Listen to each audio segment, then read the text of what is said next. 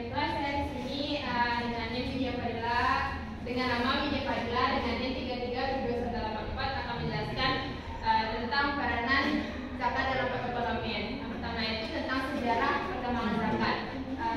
Zakat merupakan bila penting pada masa Nabi Muhammad SAW yang mana mengurangi kesenjangan sosial dan mengurangi masyarakat miskinnya. Pada masa kerajaan Islam ini, zakat merupakan semangat untuk mengurangi kesenjangan sosialnya dan mengurangi masyarakat miskinnya. Contohnya pada masa kerajaan Aceh. Pada masa kerajaan Aceh ini masyarakat mengumpulkan dananya atau pengelolaannya wajib kepada negaranya dan kerajaannya lah mengelolanya. Yang kedua itu pada masa kolonialisme. Pada masa kolonialisme ini bangsa Indonesia sedang berjuang melawan kemerdekaan Barat terdahulu, yang mana zakat berperan sebagai pengumpulan dana untuk kemerdekaannya. Dan hal itulah menyebabkan Hindia Belanda menghentikan pejabat tinggi atau berhenti untuk tidak membayar zakat harta merekanya. Yang ketiga itu pada masa awal kemerdekaan. Pada masa awal kemerdekaan ini zakat telah menjadi pusat perhatian sehingga telah disebutkan pada pasal 29 dan 34 Undang-Undang 1945. Yang keempat itu pada masa Orde Baru. Pada masa Orde Baru ini telah berkembangnya zakat dan telah dilakukannya organisasi untuk pengumpulan zakatnya. Yang B-nya itu jadi zakat. Jadi zakat ini yang pertama itu zakat fitrah. Zakat fitrah ini itu zakat yang dilaksanakan pada hari raya Idul Fitri yang seluruh umat muslim wajib dilaksanakan. Dan ada juga yang berpendapat bahwa zakat fitrah itu sunnah. Biasanya zakat fitrah ini dibayarkan berupa makanan yang ada di setempat seperti garam, gandum, jagung, kurma, beras dan lain sebagainya. Dan kadar zakatnya itu sebanyak 2,4 kg. Biasanya zakat Idul Fitri ini dilaksanakan pada hari raya dilaksanakan awal bulan Ramadan dan hari raya Idul Fitri. Yang kedua itu zakat mal. Zakat mal ini terbagi menjadi 6. Yang pertama itu 2 jenis logam. 2 jenis logam ini yaitu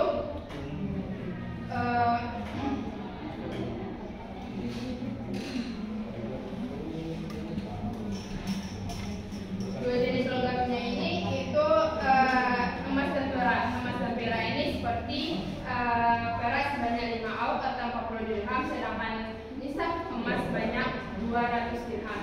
Yang kedua itu zakat zar'ah. Zakat zar'ah ini hasil bumi. Zakat zar'ah hasil bumi ini itu zakat yang dikeluarkan hasil panen meskipun belum sampai 1 tahun, dan kadar zakat itu sebanyak 5 wasak atau 605 kg.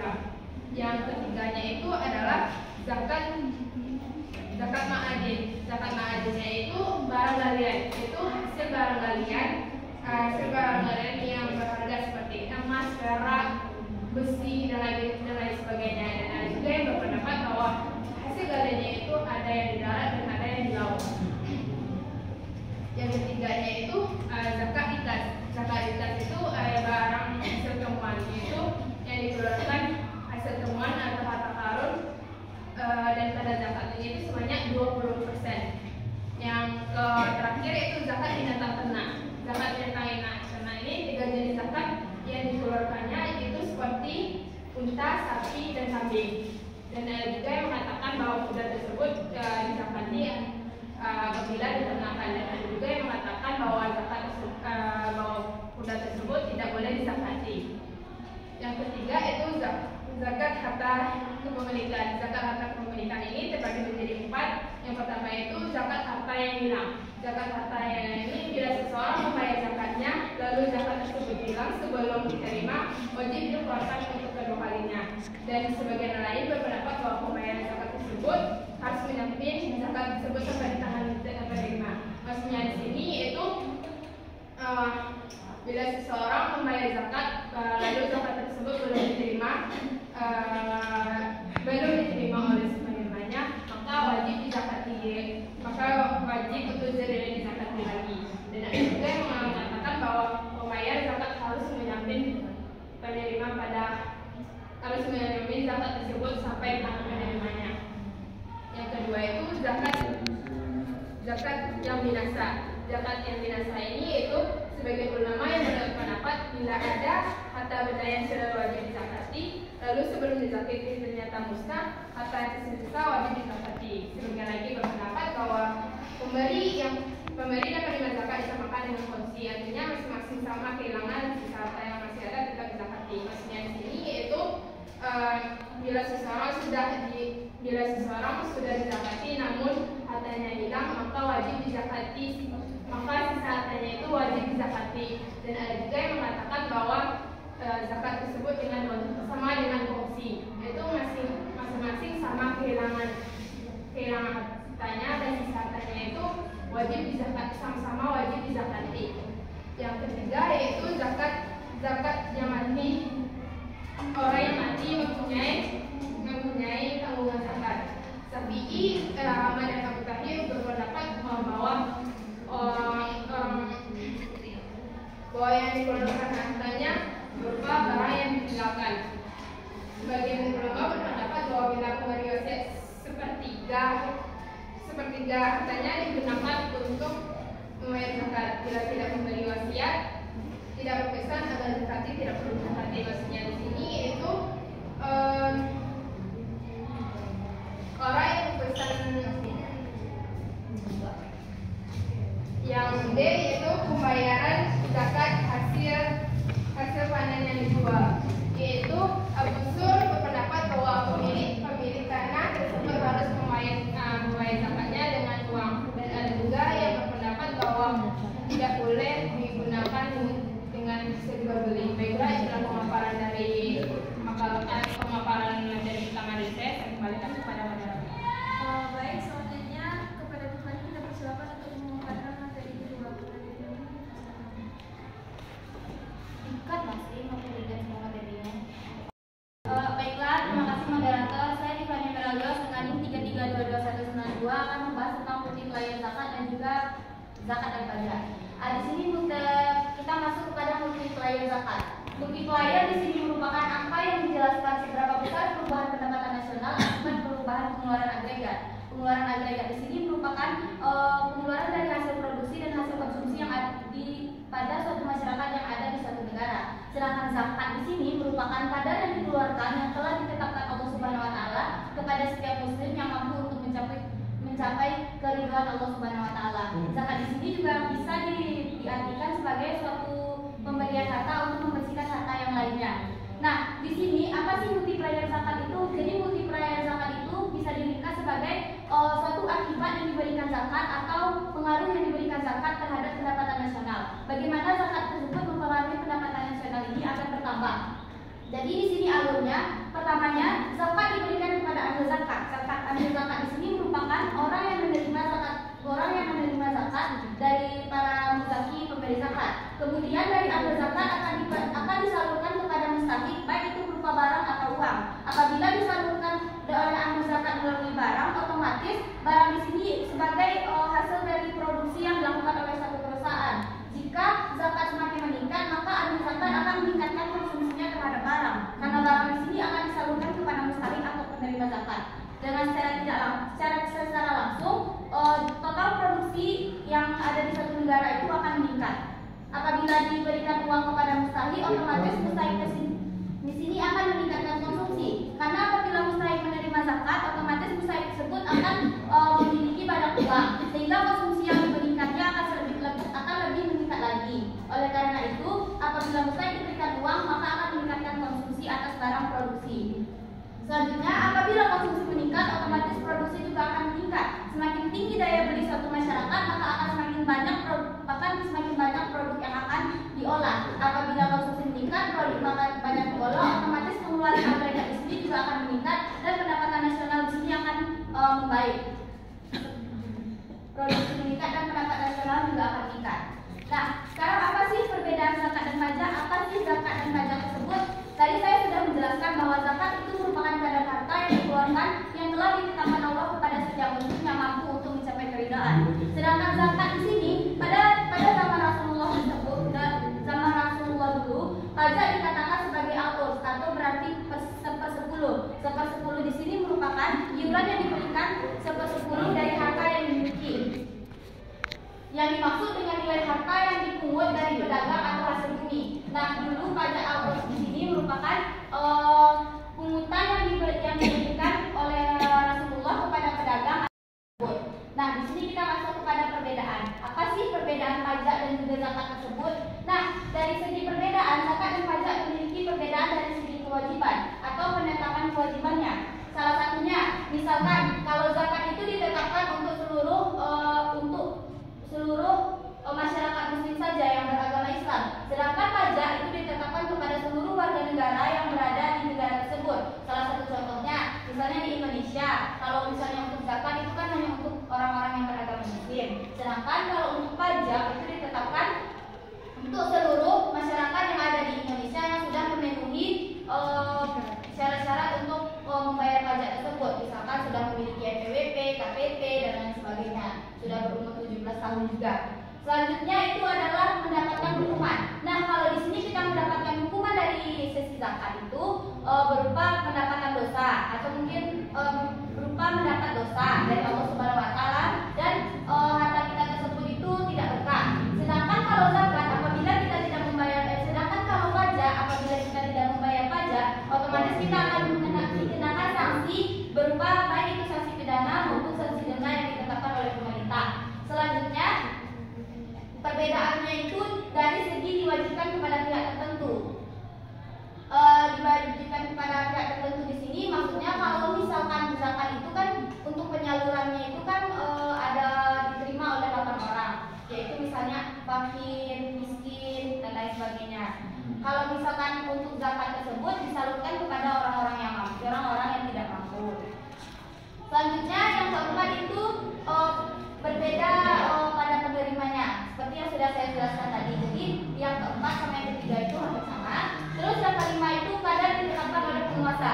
Nah, di sini kalau kadar zakat itu kan sudah ditetapkan oleh Allah Subhanahu Wa Taala dan tidak berubah-ubah dari zaman Rasulullah dahulu. Sedangkan kalau untuk pajak itu kadarnya ditetapkan oleh pemerintah.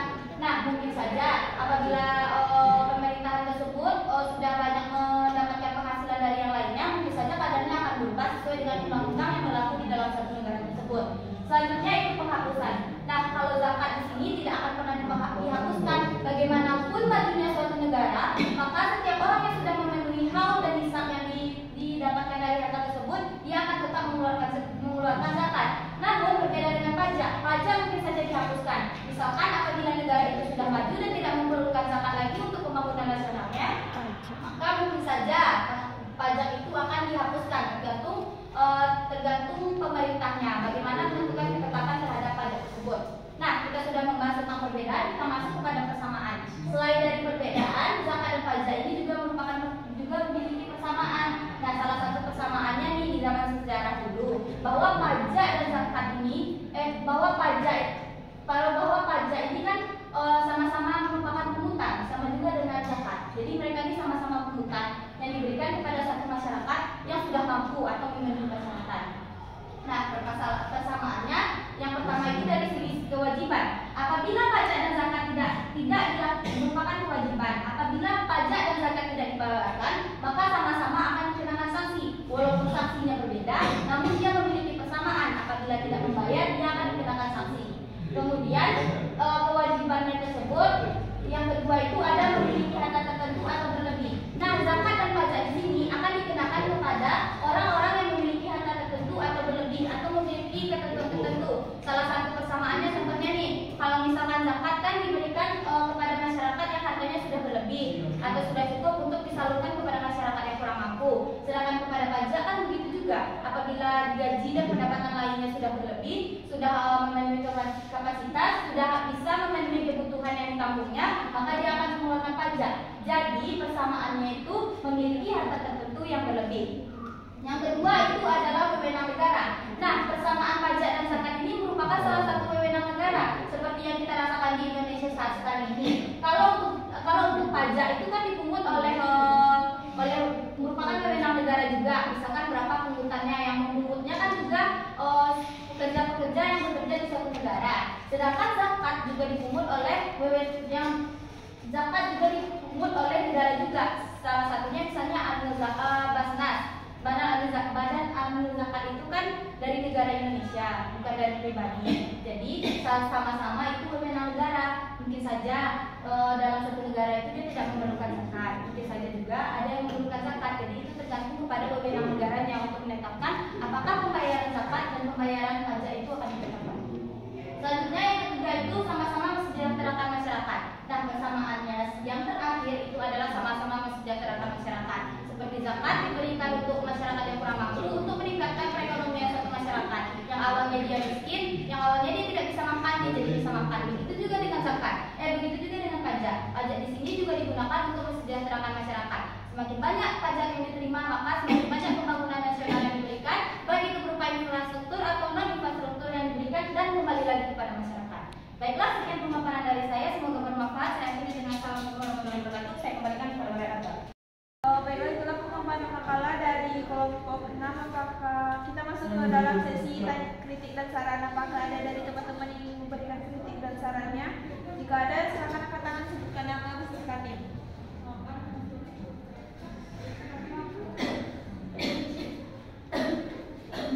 Baiklah, jika tidak ada yang ingin memberikan kritik dan saran, selanjutnya kita masuk kepada sesi tanya jawab kepada 4 orang penanya pertama. Silakan untuk mengangkat tangan. Baik, kepada Yosi, Siti, Siva, dan Satrio. Kepada Yosi dipersilakan untuk mengajukan pertanyaan.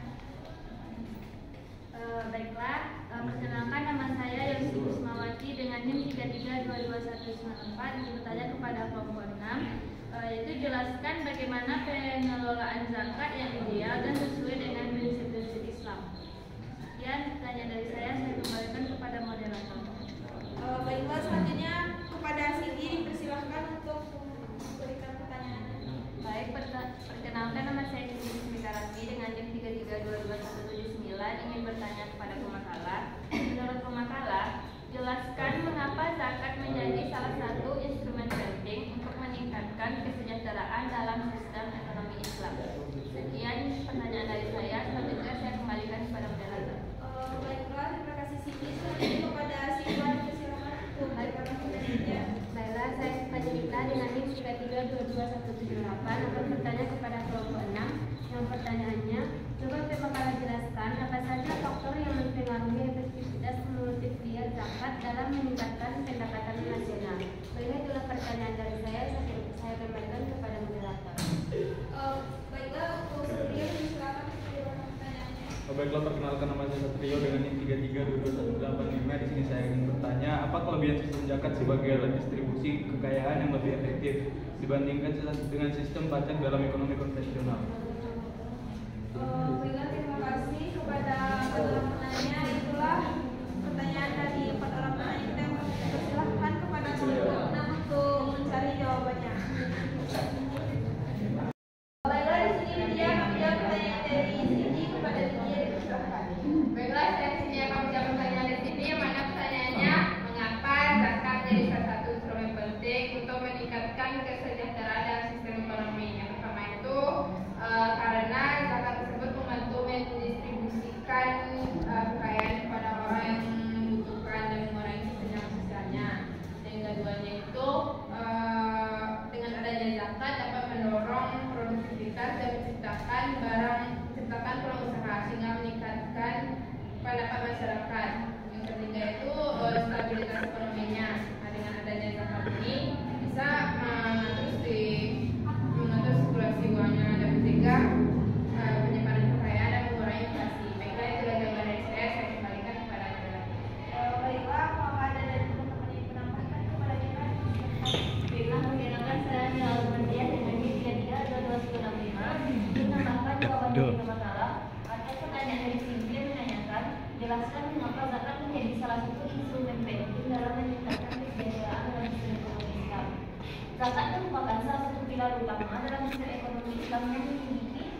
peran dalam meningkatkan kesejahteraan masyarakat. Yang pertama itu melalui redistribusi kekayaan, di mana zakat berfungsi sebagai mekanisme redistribusi kekayaan dari golongan yang mampu kepada golongan yang membutuhkan. Yang kedua itu pengurangan kemiskinan. Dana zakat yang dikumpulkan digunakan untuk membantu mereka yang berada di bawah garis kemiskinan. Jadi dapat mencakup bantuan untuk kebutuhan dasar seperti makanan, pakaian, dan tempat tinggal serta dukungan untuk pendidikan dan juga kesehatan. Yang ketiga itu peningkatan solidaritas sosial. Membayar zakat dan memperkuat ikatan sosial dan solidaritas di antara umat muslim. Ini menciptakan rasa kepedulian dan tanggung jawab sosial yang lebih besar terhadap sesama. Yang keempat yaitu pergerakan ekonomi. Zakat dapat digunakan untuk mendukung usaha kecil menengah, memberikan modal bagi mereka yang ingin memulai usaha, dan meningkatkan keterampilan kerja. Ini tidak hanya membantu penerima zakat, tetapi juga menciptakan lapangan kerja baru dan memperkuat ekonomi secara keseluruhan. Baiklah, sekian tambahan jawaban dari saya. Selanjutnya saya kembalikan kepada moderator. Baiklah, apakah ada dari teman-teman yang menambahkan jawabannya? Pada dasar silakan. Baiklah, saya Siti Sari yang 3322 yang menambahkan jawaban. Yang pertanyaannya, mengapa zakat menjadi salah satu instrumen penting untuk meningkatkan kesejahteraan dalam sistem ekonomi Islam? Zakat memiliki peran penting dalam meningkatkan kesejahteraan dalam sistem ekonomi Islam. Zakat bukan hanya kewajiban agama, tetapi juga instrumen ekonomi yang efektif dalam mengurangi kesenjangan sosial dan meningkatkan kualitas hidup masyarakat. Instrumen penting untuk meningkatkan kesejahteraan masyarakat yang pertama itu redistribusi kekayaan. Zakat berfungsi sebagai mekanisme redistribusi kekayaan dari orang kaya kepada orang miskin dengan kewajiban membayar zakat. Yang kedua itu mendorong pertumbuhan ekonomi. Zakat dapat menjadi sumber pendanaan bagi kegiatan ekonomi produktif. Zakat dapat digunakan untuk membangun usaha kecil dan menengah atau UKM, memberikan modal usaha bagi para pengusaha muda, atau mendukung program pemberdayaan masyarakat. Yang ketiga itu meningkatkan kualitas hidup. Yang pertama meningkatkan akses pendidikan, yang kedua meningkatkan akses kesehatan, ketiga meningkatkan kepatuhan pokok. Keempat, mendorong sikap peduli dan berbagi. Zakat mendorong sikap peduli dan berbagi di antara umat muslim. Dengan membayar zakat, seorang menyadari bahwa harta yang dimilikinya bukan hanya milik pribadi, tetapi juga milik orang lain yang membutuhkan. Yang kelima itu membangun ekonomi berkelanjutan. Zakat dapat menjadi instrumen penting dalam membangun ekonomi berkelanjutan dengan fokus pada pemberdayaan masyarakat dan pembangunan ekonomi. Sekian jawaban tambahan dari saya kembalikan kepada moderator. Baiklah, apakah ada lagi dari teman-teman yang ingin menambahkan jawabannya? Kalau jelas tidak ada, apakah Cindy sudah paham dari jawaban yang telah diberikan oleh pemohon serta teman-teman yang ingin menambahkan? Baiklah, saya sudah paham. Saya kembalikan kepada moderator. Baiklah, di sini hanya jawab pertanyaan dari Elsie kepada Ivan. Baiklah, terima kasih moderator. Saya akan menjawab pertanyaan Resi. Yang pertanyaannya, jelaskan bagaimana pengelolaan zakat yang ideal dan sesuai dengan prinsip-prinsip Islam. Nah, di sini ada 4 manajemen pengelolaan zakat yang ideal yang terdiri dari yang pertama itu perencanaan atau planning, yang merupakan tahapan perencanaan yang dilakukan oleh lembaga pengelola zakat meliputi perencanaan sosialisasi ke masyarakat, penetapan jadwal tertentu dalam pengumpulan zakat dan distribusinya, dan terakhir itu rencana pendayagunaan zakat dan rencana pengawasannya seperti apa. Yang kedua itu masuk kepada tahap pengorganisasian atau organizing, yaitu agar zakat dapat dikelola secara efektif dan dapat tepat sasaran, dibutuhkan pengorganisasian yang profesional. Oleh karena itu, amil zakat yang diangkat oleh lembaga atau pemerintah harus memiliki kapasitas dalam mengelola zakat. Pengorganisasian zakat yang dibebankan kepada para amil merupakan tugas yang berat. Syariat memberikan hak mustahik zakat kepada mereka. Yang ketiga itu ada pengarahan dan motivasi atau actuating, yang merupakan pengarahan dan motivasi dapat diberikan baik kepada muzaki, mustahik maupun kepada amil zakat. Fungsi pengarahan bagi lembaga-lembaga zakat resmi. Fungsi pengarahan bagi muzaki untuk membangkitkan kesadaran spiritual mereka dalam berzakat ke lembaga-lembaga zakat resmi. Sedangkan bagi mustahik, motivasi dan pengarahan mengalokasikan dana zakat sebagai sumber usaha. Tahapan pengarahan juga perlu dilakukan oleh pemerintah kepada para amil zakat agar dapat mengelola zakat secara kredibel dan transparan. Yang terakhir itu ada pengawasan atau controlling, yaitu pengawasan meliputi kontrol manajemen perencanaan dan pengorganisasian, evaluasi kinerja lembaga zakat, serta pengecekan aliran distribusi zakat. Baiklah, itu jawaban dari saya kembalikan kepada moderator. Baiklah, apakah ada dari teman-teman yang ingin menambahkan jawabannya? Jika ada, silakan langsung pada kalian. Silakan. Baiklah, terima kasih moderator. Saya Kaja Paramita dengan 3322 yang menyampaikan jawabannya dari pemateri. Dari pertanyaan Yosi, jelaskan bagaimana pengelolaan zakat yang ideal dan sesuai dengan prinsip-prinsip Islam. Pengelolaan zakat yang ideal dan sesuai dengan prinsip-prinsip Islam harus memenuhi beberapa standar yang berkaitan dengan transparansi, akuntabilitas, dan efektivitas dalam mendistribusikan zakat kepada yang berhak atau mustahik. Ada pun beberapa prinsip-prinsipnya. Yang pertama, pengumpulan zakat secara terorganisir. Pengelolaan zakat harus secara proporsional oleh lembaga-lembaga zakat yang terpercaya. Yang kedua, penentuan mustahik yang tepat. Penyaluran zakat harus sesuai dengan ketentuan yang jelas dalam Al-Quran tentang siapa yang berhak menerima zakat. Kategori tersebut ada fakir, miskin, amil, mualaf, dan rikob, gharim, dan fisabilillah. Yang ketiga, pengelolaan dana zakat yang transparan dan akuntabilitas. Yang keempat, distribusi yang efektif dan berdaya guna. Yang kelima, pengelolaan zakat yang berkompeten dan berintegrasi. Dengan pengelolaan zakat yang ideal dan sesuai dengan prinsip Islam, zakat akan menjadi alat yang sangat efektif dalam mengatasi kemiskinan, menciptakan keadilan sosial, dan memperkuat solidaritas di antara umat. Zakat juga meningkatkan pembangunan ekonomi sejahtera yang lebih merata dan berkelanjutan. Itulah dari saya kembalikan kepada moderator. Baiklah, apakah ada lagi dari teman-teman yang ingin menambahkan jawaban pada ini? Silakan. Baiklah, perkenalkan saya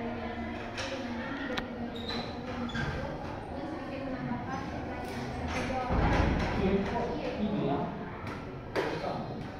Jelaskan bagaimana pengelolaan zakat yang ideal dan sesuai dengan prinsip Islam.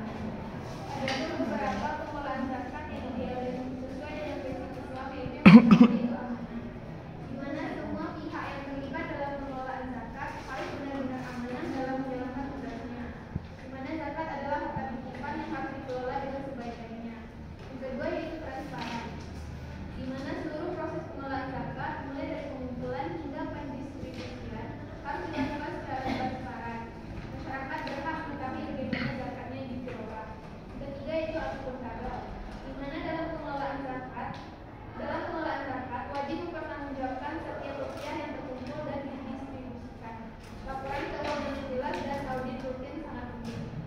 Untuk selanjutnya yaitu keadilan. Dalam pendistribusian zakat harus dilakukan secara adil dan merata kepada mustahik yang berhak. Terakhir yaitu kemanfaatan. Zakat harus digunakan untuk kegiatan yang bermanfaat bagi masyarakat seperti membantu fakir miskin, bayar hutang, dan kemakmuran.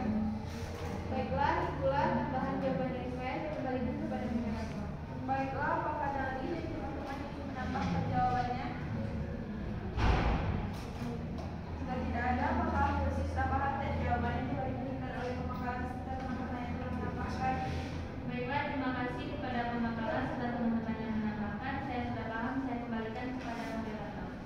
Baiklah, selanjutnya dia menjawab pertanyaan dari Satrio kepada Gigi. Silakan. Maka saya di sini akan menjawab pertanyaan dari Satrio, yang mana pertanyaannya apa kelebihan sistem zakat sebagai alat distribusi kekayaan yang lebih efektif dibandingkan dengan sistem pajak dalam ekonomi konvensional. Yang pertama itu keadilan sosial, berfungsi untuk mengurangi ketidakseimbangan perekonomian dengan mendistribusikan kembali kekayaan sehingga menciptakan keseimbangan sosialnya. Yang keduanya itu solidaritas sosial. Pembayaran zakat memperkuat ikatan sosial yang pasti antar individu untuk menciptakan masyarakat yang lebih harmonis. Yang ketiga itu pemberdayaan ekonomi. Zakat tidak hanya memenuhi kebutuhan kebutuhan dasar, namun juga untuk mendukung program produktif untuk meningkatkan kualitas hidup dan menciptakan lapangan kerja. Baiklah, itulah jawaban dari saya kembalikan kepada moderator. Baiklah, apakah ada dari teman-teman yang ingin menambahkan kepada Terima kasih Gerard. Ini saya akan sedikit menambahkan jawaban dari pemakaran pertanyaan Satrio. Pertanyaannya, apa kelebihan sistem zakat sebagai alat distribusi kekayaan yang lebih efektif dibandingkan dengan sistem pajak dalam ekonomi konvensional? Dimana sistem yang pertama itu tujuan spiritual. Dimana zakat memiliki tujuan spiritual yang kuat, yaitu untuk membersihkan ibadah untuk kebaikan. Yang mana ini berbeda dengan pajak yang hanya bertujuan untuk membiayai kegiatan pemerintah. Kedua itu target, mana zakat targetkan langsung kepada orang-orang yang benar-benar membutuhkan, seperti fakir, miskin dan mustahil, sehingga distribusi zakat lagi tepat sasaran dan ujian. Dan pajak, jadi ini menggunakan untuk biaya infrastruktur dan kegiatan sosial yang luas, namun tidak selalu langsung kepada orang-orang yang benar-benar membutuhkan. Dan penyaluran melalui lembaga resmi, di mana zakat biasanya diserahkan kepada lembaga resmi seperti Baitul Mal yang bertugas mengumpulkan, mengelola, dan mendistribusikan zakat. Karena hal ini memastikan penyebaran zakat efektif dan efisien. Berbanding dengan pajak yang kadang-kadang masih rentan akan korupsi dan kesalahan administrasi. Dan mungkin ini itu tambahan dari saya yang bisa menambahkan. Baiklah, kepada Bini, silakan untuk menambahkan jawabannya. Baiklah, di sini saya akan sedikit menambahkan jawaban dari pertanyaan Satrio. Apa kelebihan sistem zakat sebagai alat distribusi kekayaan yang lebih efektif dibandingkan dengan sistem pajak dalam ekonomi konvensional?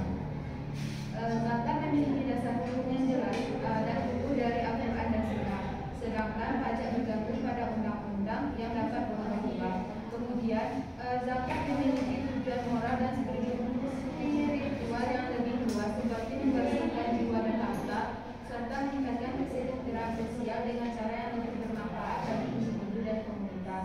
Kemudian itu, zakat tidak hanya boleh digunakan untuk zakat hanya boleh digunakan untuk 8 asnaf yang spesifik seperti fakir, miskin, dan lain-lainnya.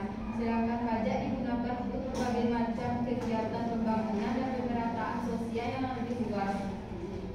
Kemudian itu zakat tidak mengganggu produktivitas ekonomi karena tidak membuat birokrasi bertambah dan tidak menambah beban pajak yang dapat menghambat investasi dan produksi. Kemudian itu zakat dapat dikelola oleh berbagai lembaga sosial Islam seperti Basnas, sehingga tidak sepenuhnya bergantung pada pemerintah dan struktur birokrasi yang seringkali lambat dan korup. Mungkin sekian tambahan dari saya.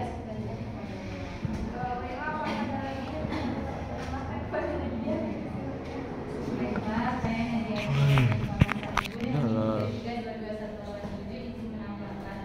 Jawaban dari Satrio yang pertanyaannya, apa kelebihan sistem zakat sebagai alat distribusi kekayaan yang lebih efektif dibandingkan dengan sistem pajak dalam ekonomi konvensional?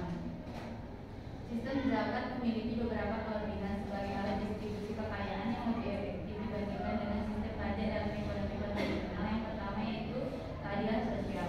Zakat dirancang untuk mengurangi kesenjangan ekonomi dan membantu mereka yang kurang mampu, dan dengan memberikan zakat harta yang dimiliki akan didistribusikan kepada yang membutuhkan. Yang kedua yaitu partisipasi masyarakat. Zakat melibatkan partisipasi langsung dari individu dalam masyarakat. Setiap muslim diwajibkan untuk memberikan zakat yang mendorong rasa tanggung jawab sosial dan solidaritas di antara anggota masyarakat. Yang ketiga yaitu fleksibilitas dan responsif. Sistem zakat dapat lebih responsif terhadap kebutuhan masyarakat. Dalam situasi darurat atau bencana, pengumpulan dan distribusi zakat dapat dilakukan dengan cepat tanpa melalui proses birokrasi yang panjang seperti pada sistem pajak. Yang keempat yaitu pemberdayaan ekonomi. Zakat tidak hanya sekadar distribusi kekayaan, tetapi juga dapat digunakan untuk memberdayakan ekonomi masyarakat. Yang terakhir yaitu sumber pendapatan yang berkelanjutan. Zakat dapat menjadi sumber pendapatan yang berkelanjutan bagi lembaga-lembaga sosial dan ekonomi yang berfokus pada pengentasan kemiskinan, sehingga memberikan dampak jangka panjang bagi masyarakat. Baik, sekian tambahan dari saya kembalikan kepada moderator. Baiklah, kepada silakan menambahkan jawaban. Baiklah, di sini saya akan sedikit menambahkan pertanyaan dari Satrio. Jawaban dari Satrio, pertanyaan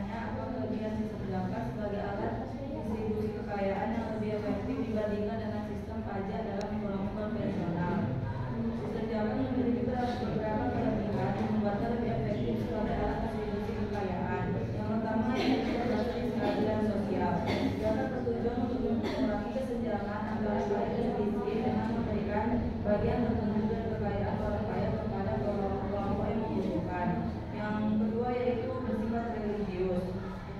Orang yang membayar zakat biasanya melakukannya dengan niat untuk membantu orang lain, berbeda dengan pajak yang sering dianggap sebagai beban atau kewajiban negara. Yang ketiga yaitu distribusi tepat sasaran. Zakat secara langsung disalurkan kepada golongan yang telah ditetapkan dalam Al-Quran. Hal ini mengurangi resiko salah atau penyalahgunaan dana yang lebih mungkin terjadi dalam sistem pajak yang melibatkan birokrasi yang lebih kompleks. Keempat yaitu pencegahan penyimpanan harta. Zakat mendorong perputaran kekayaan dengan mengurangi penumpukan aset oleh individu atau perusahaan kaya sehingga meningkatkan konsumsi dan investasi dalam perekonomian. Baiklah, itulah sedikit tambahan dari saya kembalikan kepada moderator. Baiklah, apakah ada lagi dari teman-teman yang menambahkan jawaban?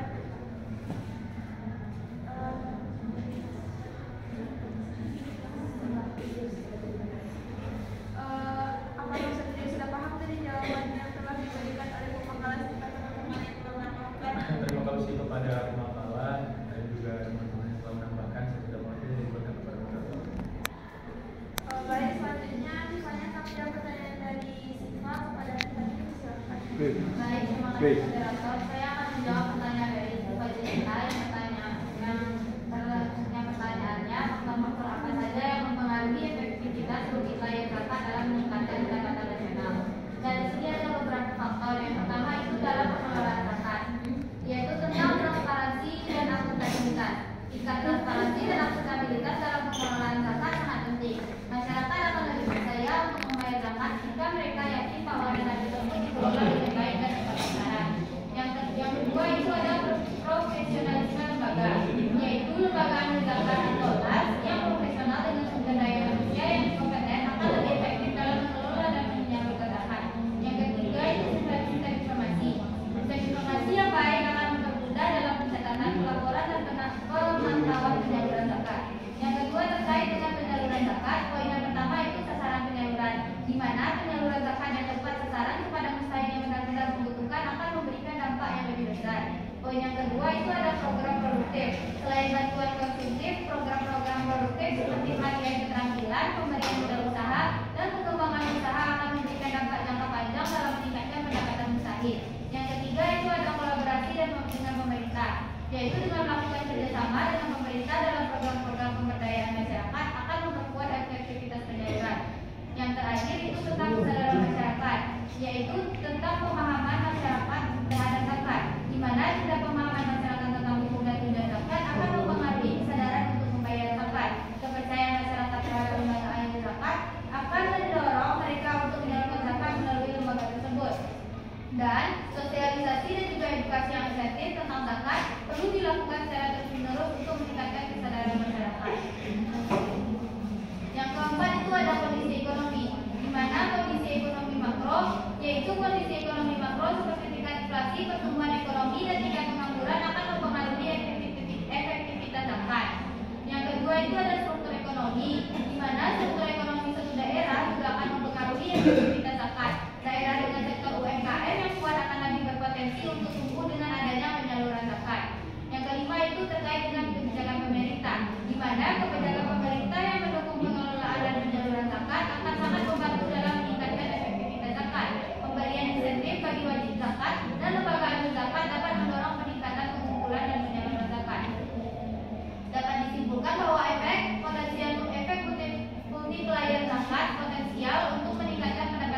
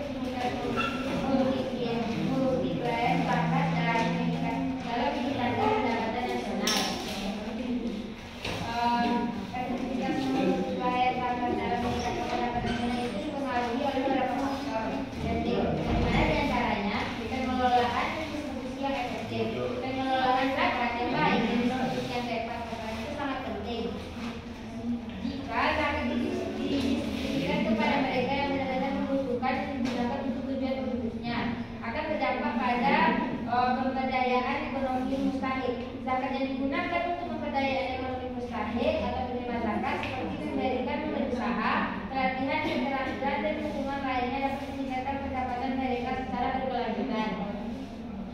Selanjutnya yaitu stabilitas ekonomi makro seperti inflasi yang akan terkendali, pertumbuhan ekonomi yang baik dan kebijakan pemerintah yang juga mempengaruhi efektivitas zakat dalam meningkatkan pendapatan nasional.